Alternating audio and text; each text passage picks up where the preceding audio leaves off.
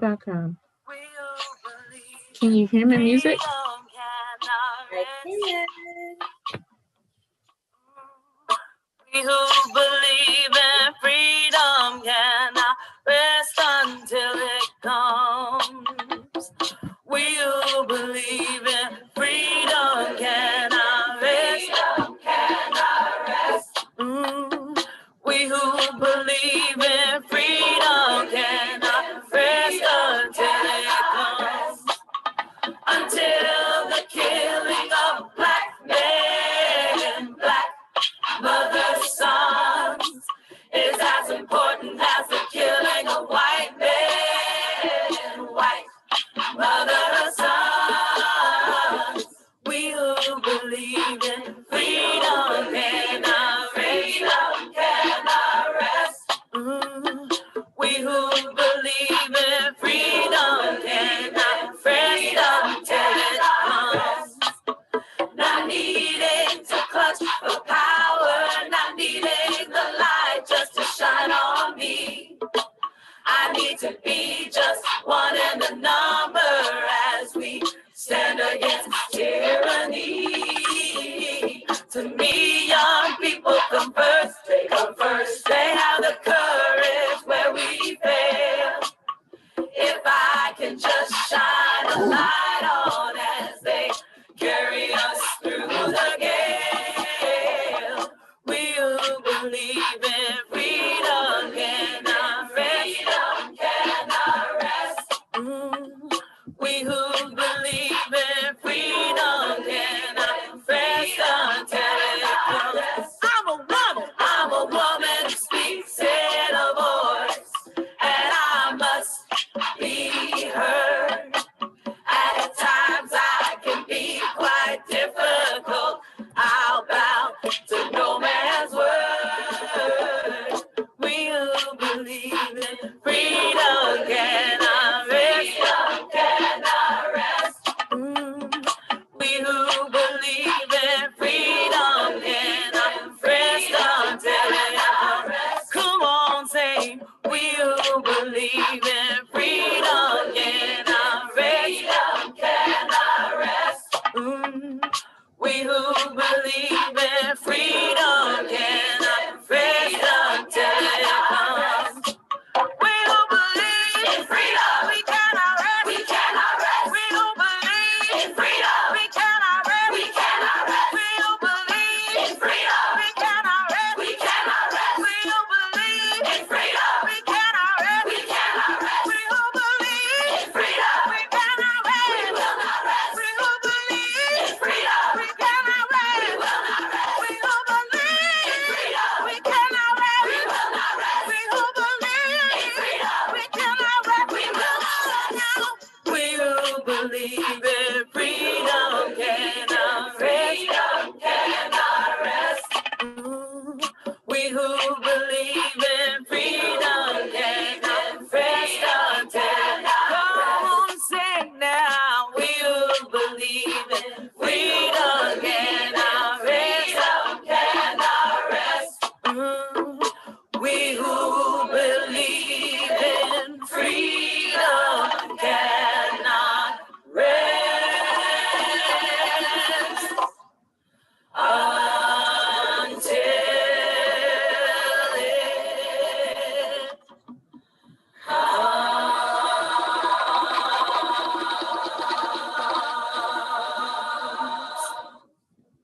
All right, everyone. I'm just playing a little bit of music in the first 3 minutes at the top of our show, our presentation, our gathering today. My name is Shatana, and I'm joined by Jalen. Jalen, how about we say hi? Hi. Jalen is going to be our wonderful technical person today. As we get started at the top of the hour, top of the half hour, 6:30 it is. I wanted to draw everyone's attention to my Facebook. You can find my business called Artivism Community Art on Facebook. I'm also on Instagram, Artivism Community Art on Instagram. When you're looking for my YouTube, you're going to use my real name. My name is Shatana Powell. Nice to meet you. And last but not least, I've also put up my Patreon membership subscription. When you go onto Patreon, you'll see that there are different levels for membership. And I really hope that you all join me, join part of my Patreon community. So I am going to go ahead and tell you a little bit more about myself. So again, I run a company called Artivism Community Art, and I basically curate art shows and create art-based learning curriculum. I work with a wonderful group of people here in Houston. These women who I work with, we put on a show called Black Speculative Arts Movement. And the show is so that I could serve the Houston community. When I work, I always think about what are my values? What is it that I want to put into the world? How do I want to move through the world? And so some of my values include, I want to always be learning from my community, those people I serve. I want to connect with our elders because they're the ones who are the griots of our society. They hold stories that we do not always get to hear. I definitely always want to listen to our youth because our youth are our future. Whenever I'm working, I'm always creating something tangible to give to future generations because that's the only way that I've ever been able to learn. It's through the things that my ancestors have left for me, and I want to leave something for my future. Also, I put my theory into practice through focusing on the arts. So I am someone who has a master's degree in Pan-African Studies. I also have formal training as an artist. And my goal is to teach our culture, African American culture, through art. So with that being said, everyone, I want us to go ahead and begin our dedications.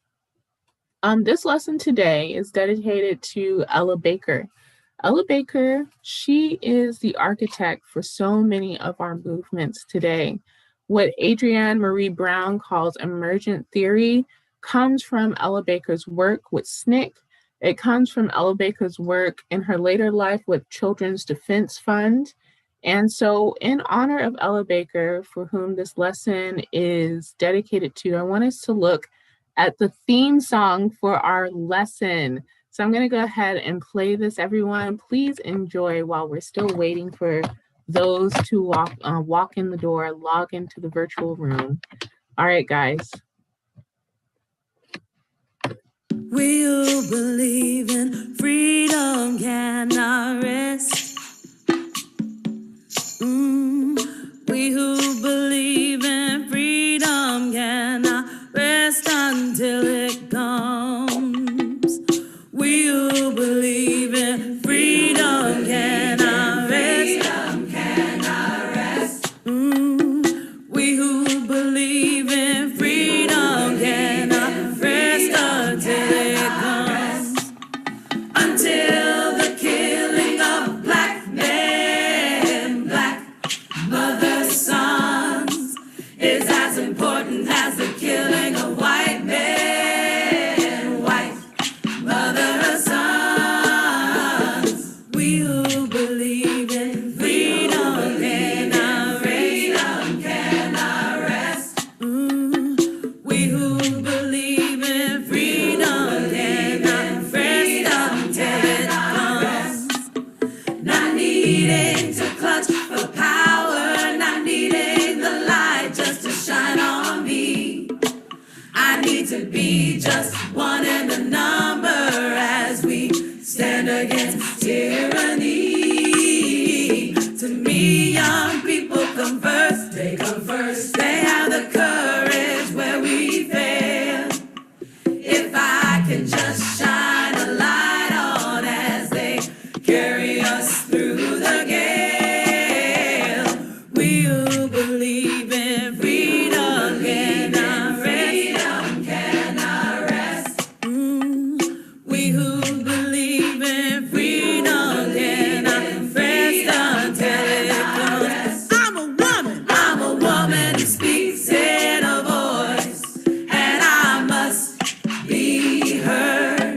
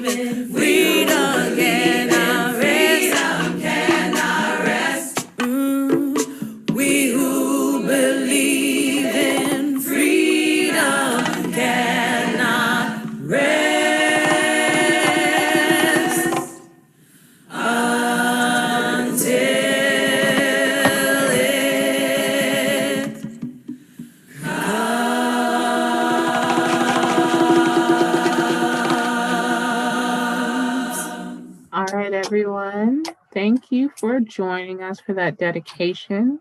Today, we are talking about Black studies. And when we talk about Black studies, a lot of words might come to mind, a lot of thoughts might come to mind. Like, what is Black studies? I've never even heard of this before. Or what is Black studies? Is it like white studies? A lot of times when we talk about Black studies, we tend to focus on the 1960s when it was developed in the white universities of San Francisco. But Black studies actually began a long, long time before that.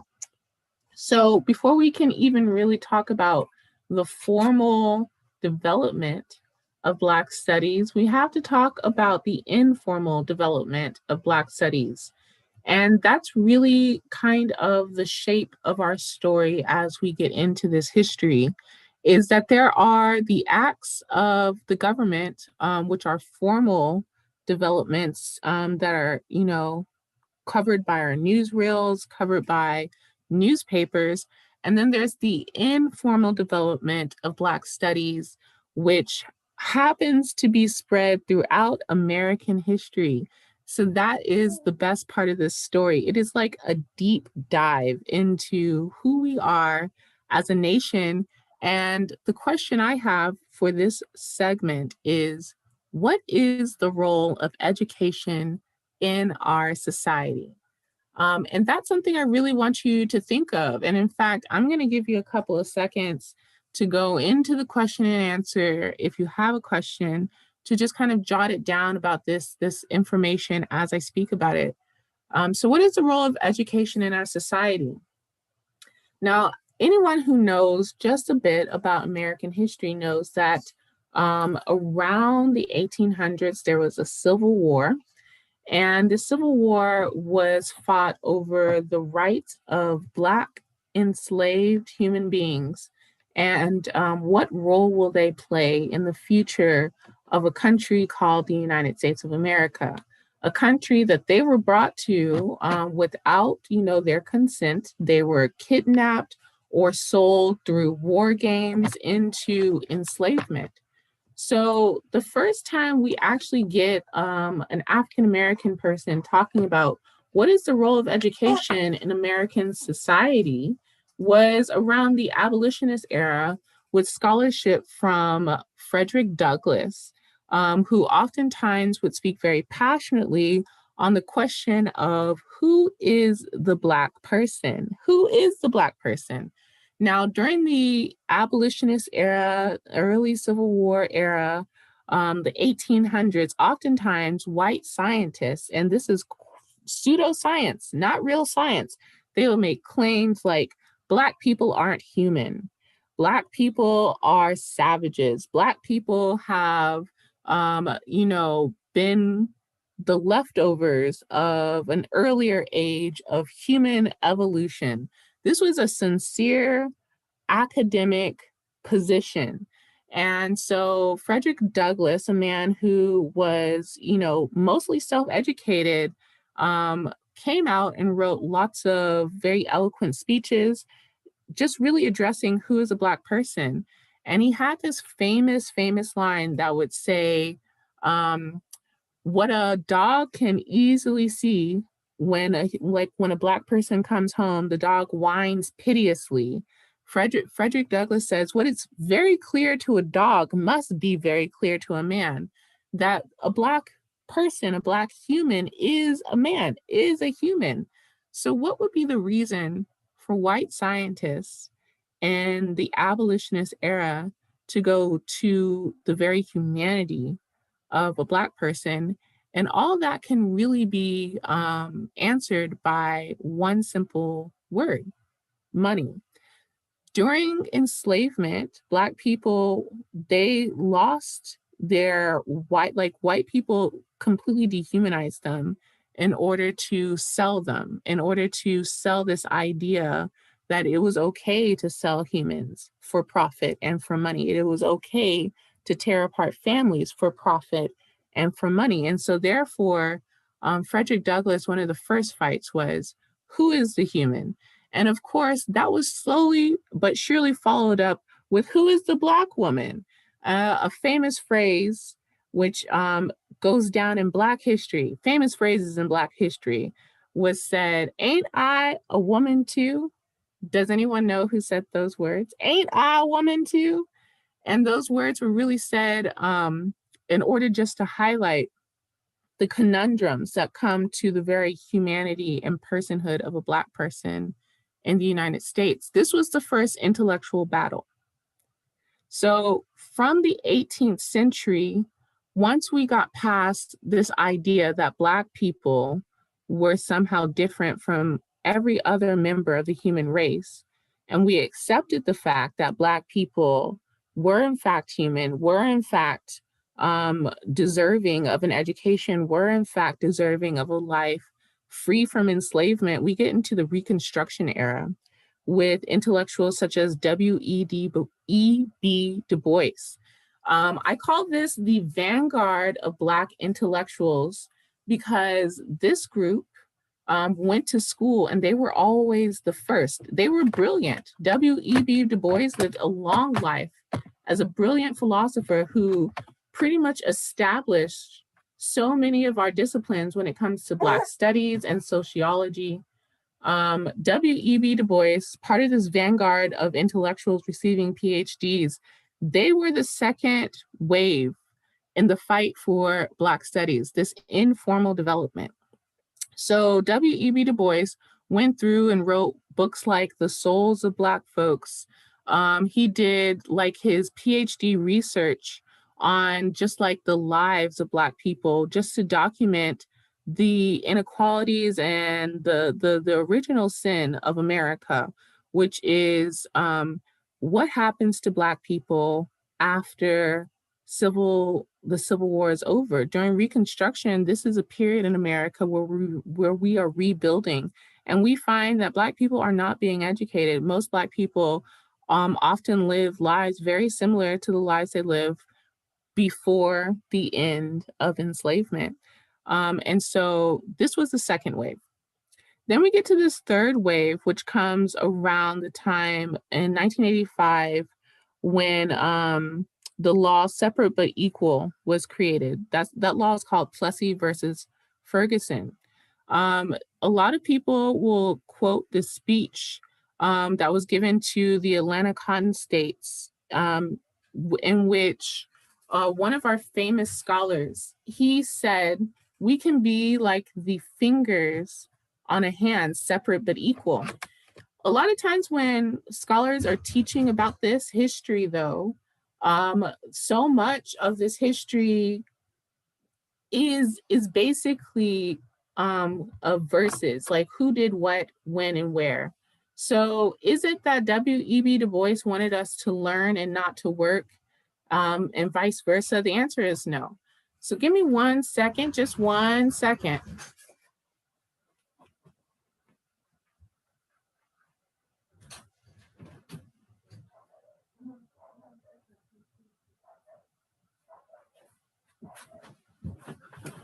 All right, life. So Separate but Equal, we have Plessy versus Ferguson, and this was a third wave, this third fight in the establishment of Black studies, because how can we get to Black studies if there's some sort of inequality? We're not allowed to really be together. There's still legalized apartheid in America. We get past this portion into our fourth wave, where we have scholars such as Cheikh Anta Diop and Franklin E. Frazier, who are making arguments about how racist the white universities are. They're saying things like Greek and European philosophy comes from Africa. You know, they're saying things like, whenever you're talking about the Black family, a lot of the research white scientists are doing is really, really racist. And I'm giving you these words, I'm giving these flashpoints in history so that you can also look up these flashpoints, because it's a very difficult story to tell because it spans so much time. But alas, once we get past these initial scholars who, after, working very hard to prove their points about Black philosophy, Black history, Black people, we get finally to 1933 with the Miseducation of the Negro, which was a book that was written that basically goes into speaking about how white universities were instructing their students in 1930s. And so this is right here where I have my first takeaway, right? I know this seems like it's a lot, but in doing my studies on this segment of our history, I learned that the fight for justice is in our education system. And why is that? Because the fight for our education is tangled. It's tangled and tied to the fight for our very personhood. If we go back and we just kind of look at the arc where we're starting our fight for our education by simply having to prove our humanity. And then we continue our fight for education by having to decide whether we should study or whether we should work, which is an impossible decision. You can't very well study and be poor on the street.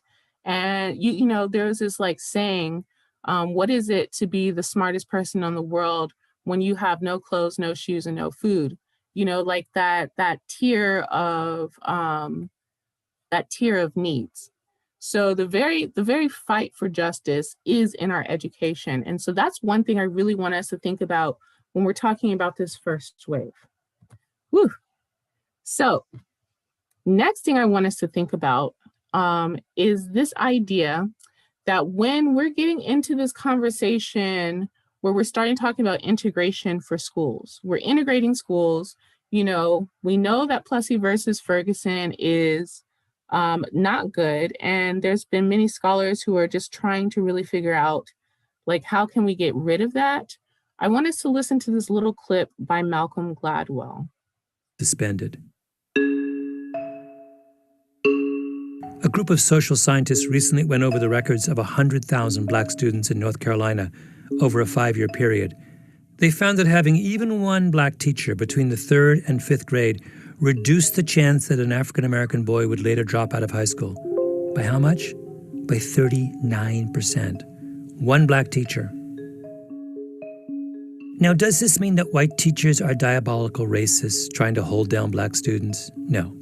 This isn't conscious discrimination. The point is that teachers have power.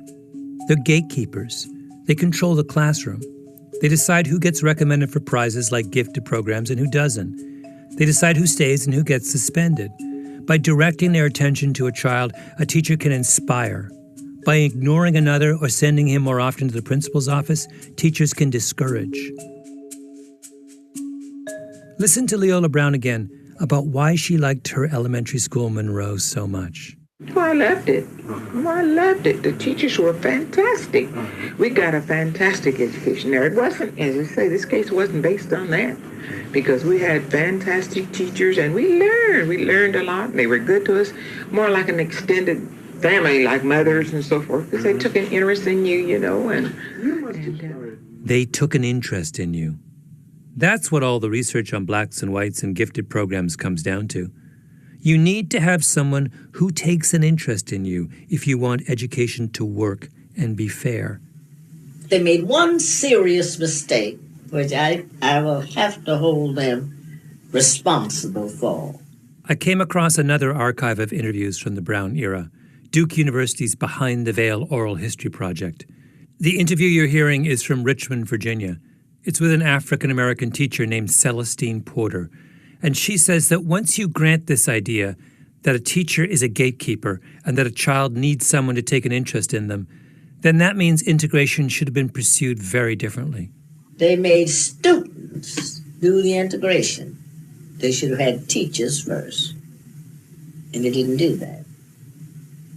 At every one of those white schools, and at every one of the Black schools, if they were going to send white children into the Black school, they should have had white teachers somewhere. Mm-hmm. If they were going to send Black children into the white schools, they should have had some Black teachers there. Mm-hmm. Now, the first people that should have been integrated should have been teachers and administrations first. But they didn't do that. They moved the children. She's absolutely right. Read the Brown decision for yourself. The court goes on and on about kids, but they have virtually nothing to say about teachers. The word teacher comes up once in the main text and a few times in the footnotes. That's it.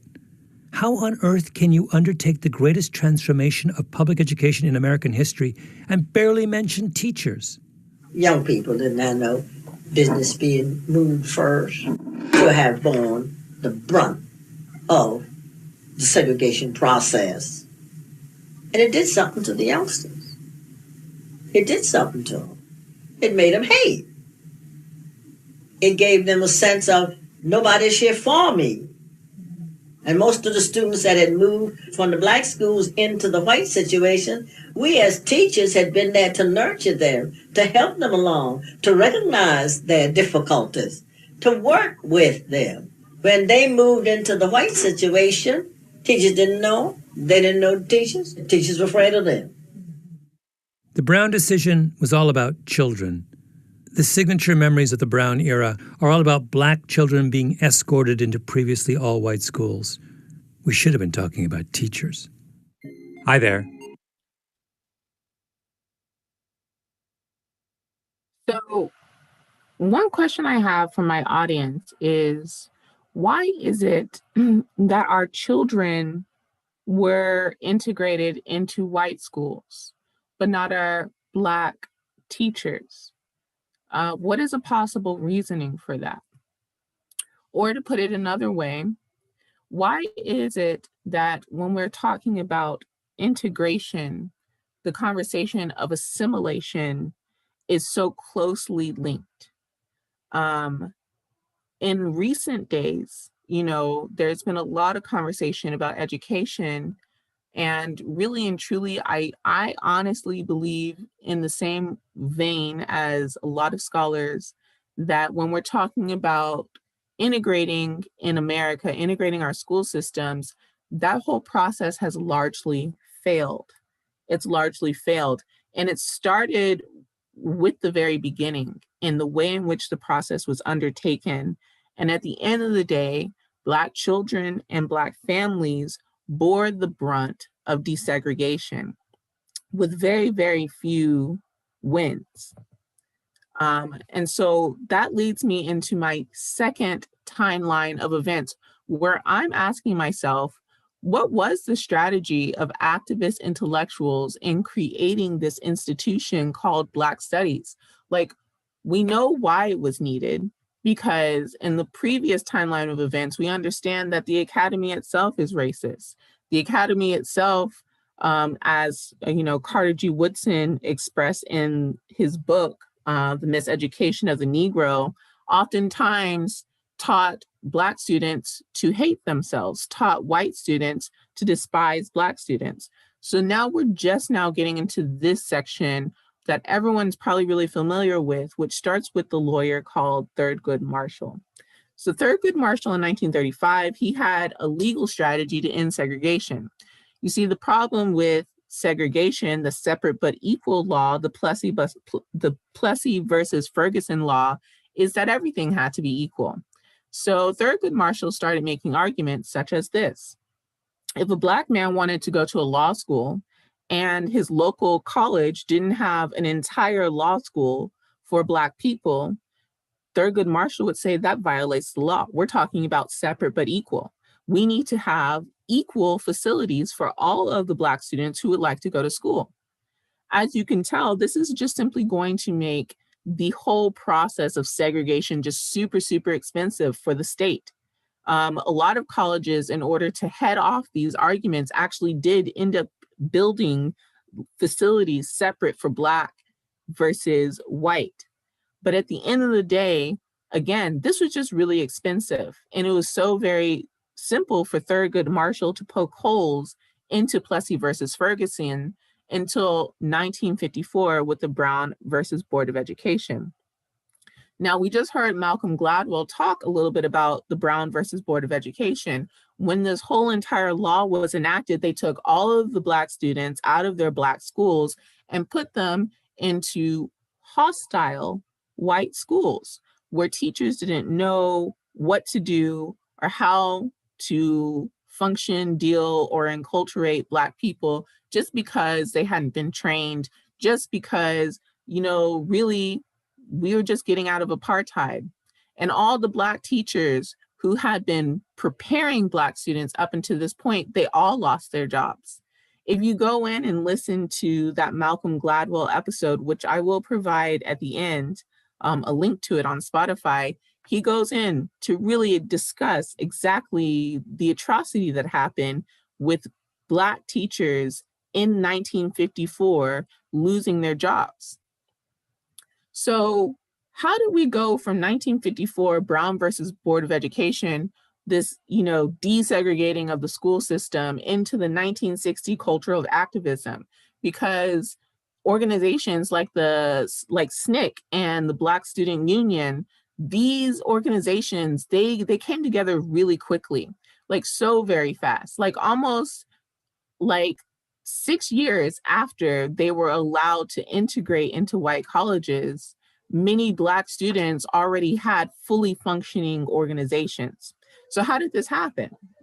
Well, this all really began way before the 1960s, and it really began in that informal development that I was speaking about in the previous timeline. That informal development allowed Black communities to teach each other. Ella Baker, for whom this whole entire workshop that we're doing right now is dedicated, she would regularly hold lessons in community centers, in churches, in which she would be teaching the Black community about a wide swath of things that they otherwise would not get that information. So the third wave in this formal development of Black studies, because that's where we're in, the formal development, is this culture of activism that's a holdover from the 1950s. A lot of the SNCC leaders were trained by Ella Baker.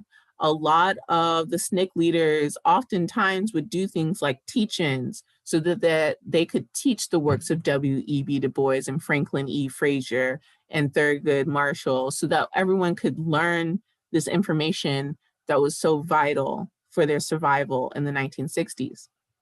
It seems to all be going so well. This idea of emergent theory, just like Adrienne Maree Brown, where you take one person and you teach and you make that second person that you're teaching, identical to you. They have the ability to lead, they have the knowledge to build, they have the knowledge to organize. So by each one teach one, that's the phrase, we build this movement. But by 1968, when by all accounts, everything's going very well politically for Black people who are organizing to have better education and civil rights, this kind of really comes to a halt when they assassinate Martin Luther King Jr. And a lot of people like to not directly address this, but I think it's really important to say that Martin Luther King Jr. was assassinated by the United States government. This is a fact.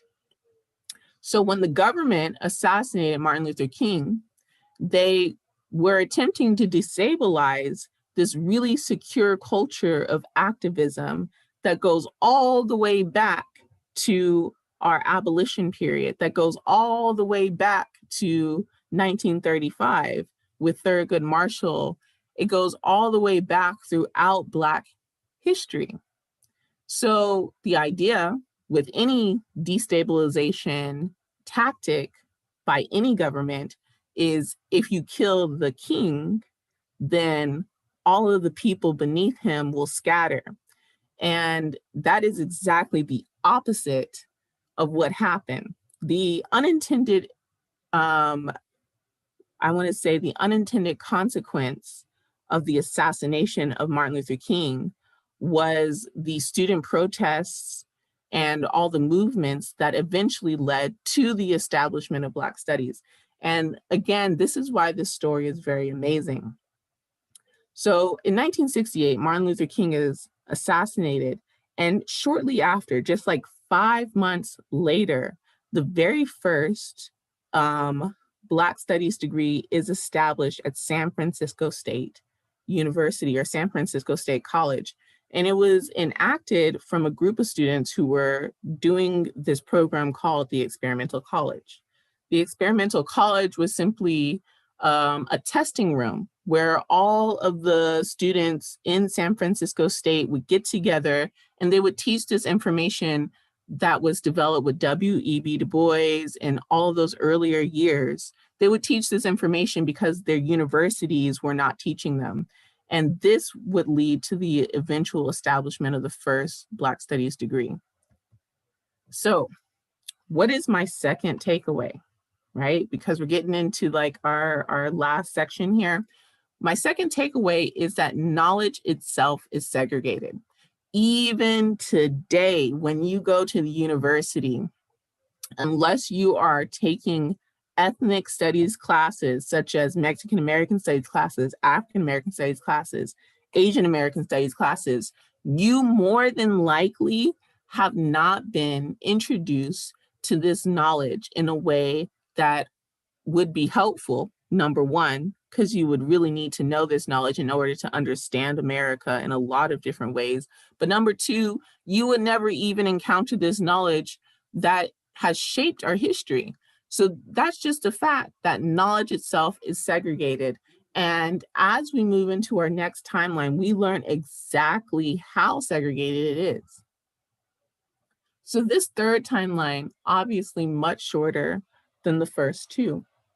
And it's shorter because we're getting closer and closer to the present. We've gone through the past, we went through the Civil War, then through abolition, and then through Reconstruction, and then through Plessy versus Ferguson, which is the Jim Crow era.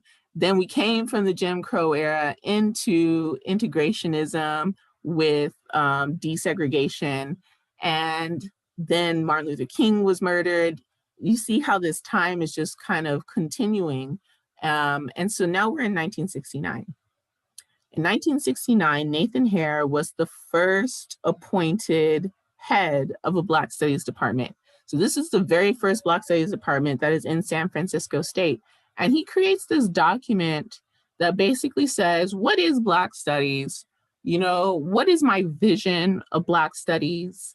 You know, what is my vision for this protest that became an institution? And that very first document is very telling. One of the things that he writes in this article, in this document that he writes about the establishment of the first Black Studies department, is that Black Studies exists so that the students who take Black Studies can utilize that knowledge for the future.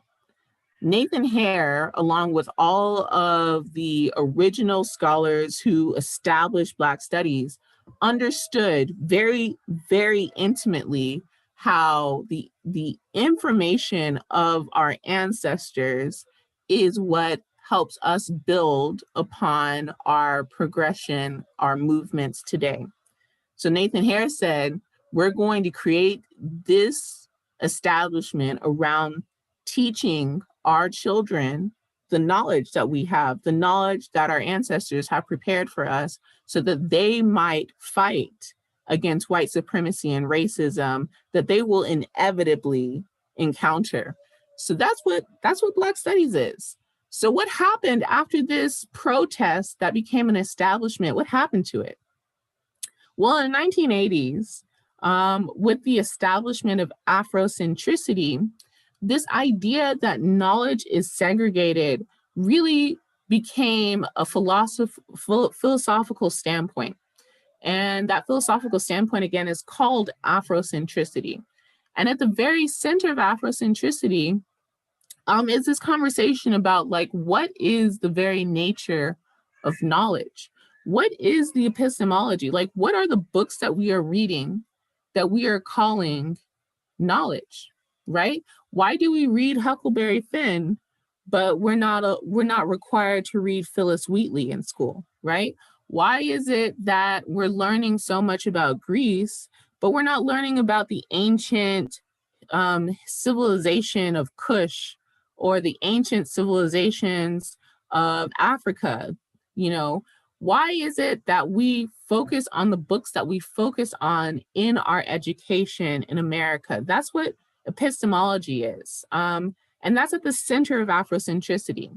Then you go on and we talk about cosmology. Why is it that we believe the earth, the world, and the universe was developed in the way it was, right? Why is it that we're not taking information about the creation of the universe from, traditional native tribes of, America and Africa? Why is it that we know more about Adam and Eve than we do about the Dogon people? This is the cosmology of Afrocentricity and African American studies, Black studies, right?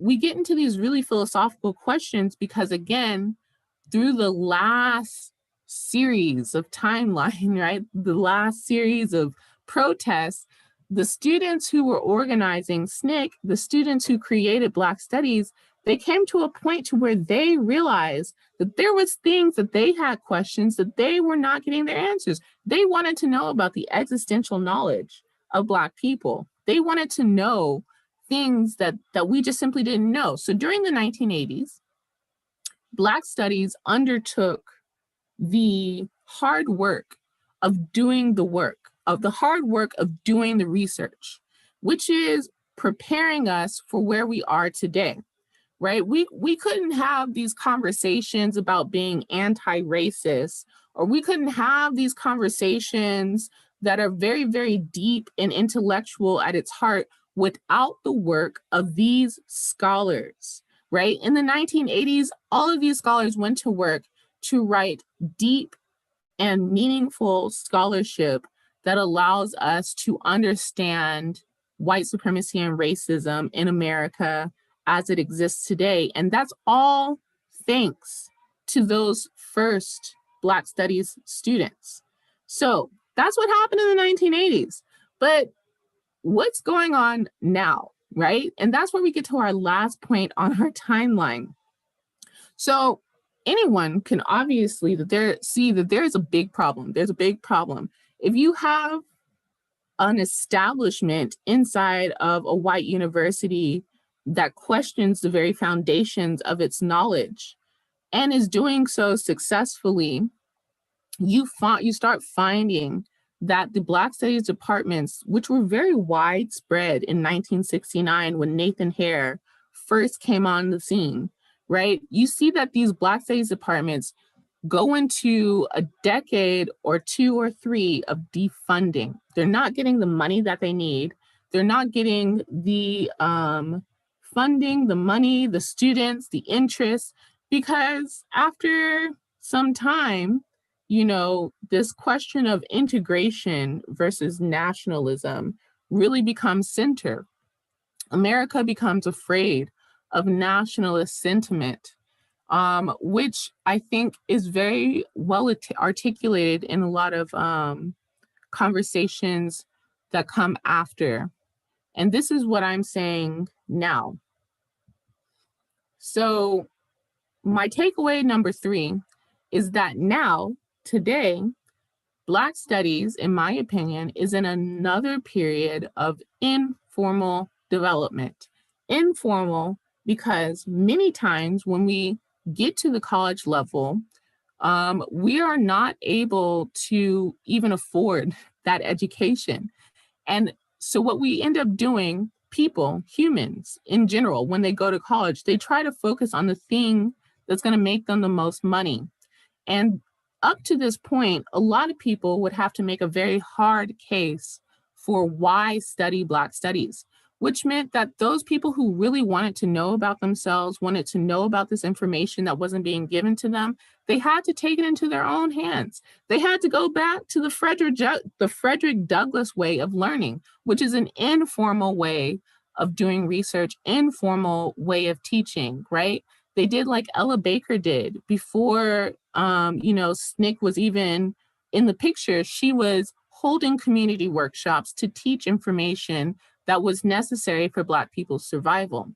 So takeaway number 3 is that community-led education is equity. It is equity because For a very long period of Black history, Black people weren't allowed in official halls of education. And when they finally were allowed into official halls of education, they were being educated in a way that told them that they were nothing and that their people were nothing and that they had never contributed anything to human civilization. And even after they pushed past that and established something, the university system went through an aggressive decades-long campaign of defunding it. So that's my third takeaway. Community-led education is equity. So now I have just one thing, because we are down to our last 15 minutes, is I want to ask y'all, and I want to hear your questions on what actions should we take today? What actions do we take today to provide equitable education in society? And what does equitable education in society look like? And so I'm going to stop my share, take a look at you beautiful people, and answer some of our questions that we got going in the chat.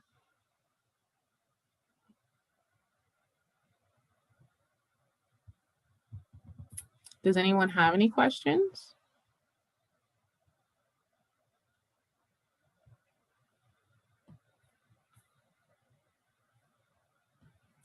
Charlotte. Hi, Charlotte. Thank you. Charlotte says, excellent lesson.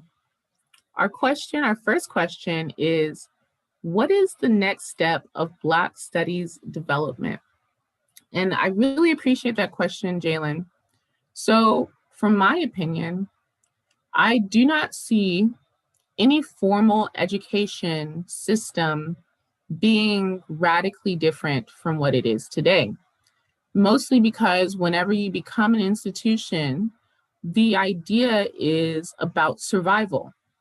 So what does that mean? I don't think that Black Studies as it exists in our universities is going to be different from what it is, which is constantly on this treadmill of trying to figure out how to survive. And when that is the case, that means that the education that's coming out of that institution is not going to suffice the needs for today. Like today, my baby needs to know the information from Black Studies, but Black Studies is not working on that problem, right? So in my opinion, what is the next step of Black Studies? It's community-led education. Stuff that we're doing right here, right now, where we get into groups and we teach each other what we know and what we understand about our history, our culture, and our knowledge. And this is really going back to that informal development. And I believe through our efforts as a community, we will then enter into another formal development where there will be either institutional change or laws that are enacted. But that's not going to happen without the community aspect first. So yeah, that's my answer. Does anyone have another question?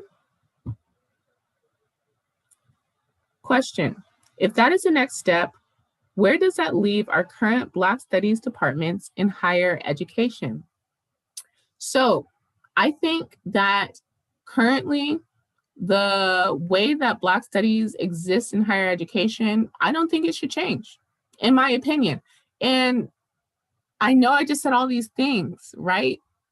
But it's like asking that 60-year-old man who's been working on, activism his whole life, like he's an old man and he's fought his fight. It's like asking him to stand up and fight again. At a certain point, we have to say, thank you. You have done us a service. And now it is our turn to continue to take on the mantle and to do what we see you have done. And in my opinion, Black Studies is exactly the old man in that analogy. Black Studies is our original fight. It is our original institution that was developed from a protest. And now it is time for us to say, thank you, Black Studies. I have taken what you have given us, and now we are here to rock and roll because I'm ready to innovate. That's what I think. Thank you. She said, now that's a beautiful analogy. Does anyone have another question? I'm going to give us another about 5 minutes, and then I'm going to give us an opportunity to meet the next person who's going to be giving us a lesson in this protest series. And also, you know, any comments? Let me know how I've been doing. So there is a comment. I think that homeschooling could be a great alternative for families if it's financially possible. Miseducation exists heavily in K through 12 institutions as well as at the college level. If children get educated with their history at a young age, it can positively shape their future. Now that is a comment to grow on. I absolutely 100% agree. And with that, I'm listening. I'm here looking at your questions. So if you have questions, pop them in. But I did want to follow up on that comment with some things that I have been thinking about when it comes to this question. Because I agree, like if we teach our children this information right now, instead of having them become miseducated, all of a sudden we have them being educated. So I want to remind everyone that I am someone who creates art-based learning curriculum. If you follow me on Facebook, I have a Facebook business page. You can keep up with the annual conference I have.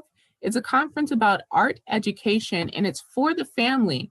And I focus on teaching Black culture to our children through our artwork, through design.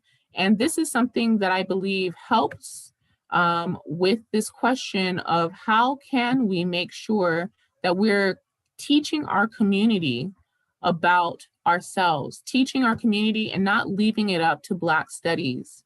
Additionally, if you really enjoyed my lesson today, don't forget, you can always go to my PayPal and send me a little monetary thank you.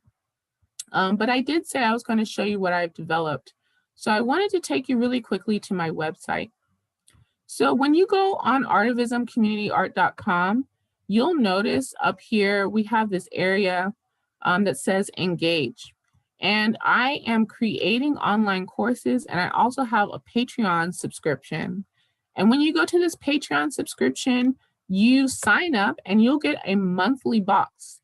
Now, this is just now being rolled out for 2021, but when you get this monthly box, it'll come with not only a monthly lesson, but it'll come with the supplies to complete the lesson. It'll come with artwork that you can hang on your wall to remind you of the things that you've learned. So I just wanted to kind of give that shout out as I'm really looking to answer or address that comment.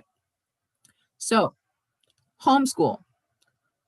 Today, there is a growing, ever-growing movement of Black women, Black mothers, and even non-Black women. The whole entire human race is going into an online learning situation. And this is giving a lot of people who are looking for this information more opportunities to grasp a hold of it through homeschool. There are a lot of great Black homeschooling websites. For example, the Kamali Academy, which is run by someone who I know. Her name is Nikala. They do a really excellent job in providing resources for K through 12. I have spoken with some Black mothers who would say, I hardly even know enough about Black history to teach myself, let alone my child. And this is the biggest hurdle. And I want to say, like, this is a real concern, because if you're not learning about your Black history, how do you expect to present the information in a revolutionary fashion for your child? Which is why I'm really excited about what we're working on with BSAM Houston, which is creating a conference that's centered on art-based learning and education that teaches the Afrocentric knowledge of Black culture to children. So yeah, I'm so glad we're all like right here. So Tiffany, this is incredible dialogue, Shatana. The concept of a community-centric educational initiative is a pivotal step for our children. Thank you, Tiffany. Okay, so we are right here at 5 minutes. We have one last comment. In addition, we must record our history so that they have a reference. And this is absolutely true. I don't know if y'all saw last week's discussion, but in last week's discussion, we talked about the importance of archiving our history, because a lot of these community-led efforts are the blueprints for our future efforts. So Tiffany, thank you for reminding us, like, as we work, we always have to be thinking about the future, creating tangible products for them, and that includes the archive. So now what I do want to do is bring on our next presenter. Her name is Valerie, and I'm going to give Valerie some time to just kind of share with us, speak with us, let us know what we can expect for her upcoming lesson. All right. Hello, everyone. Can you all hear me?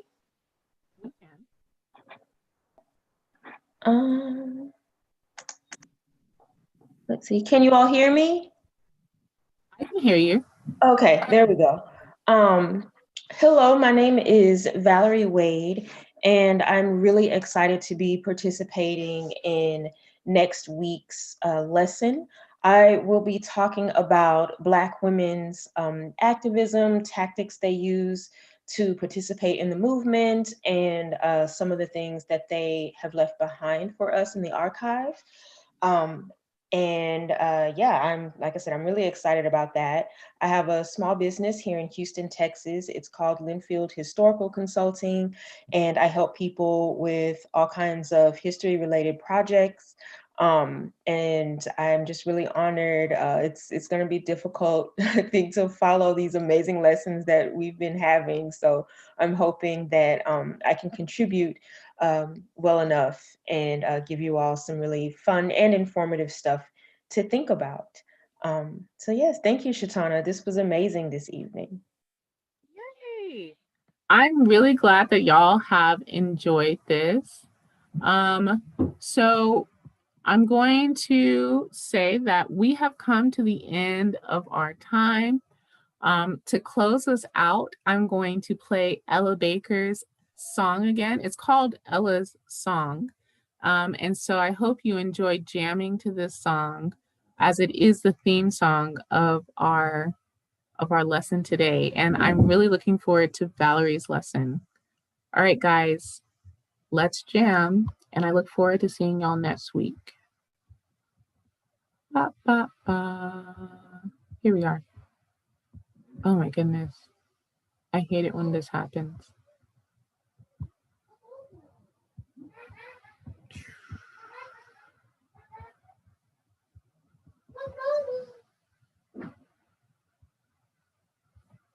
Ha ha! Yay! We who believe in freedom cannot rest. We who believe in freedom cannot rest until it comes. We who believe in freedom cannot rest. We who believe in freedom cannot rest until it comes.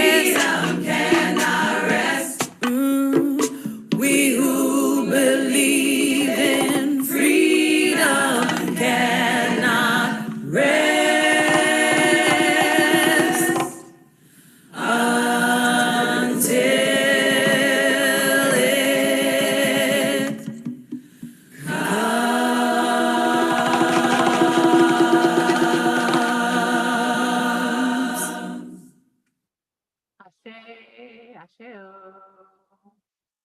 All right, everyone. I'll see y'all next time.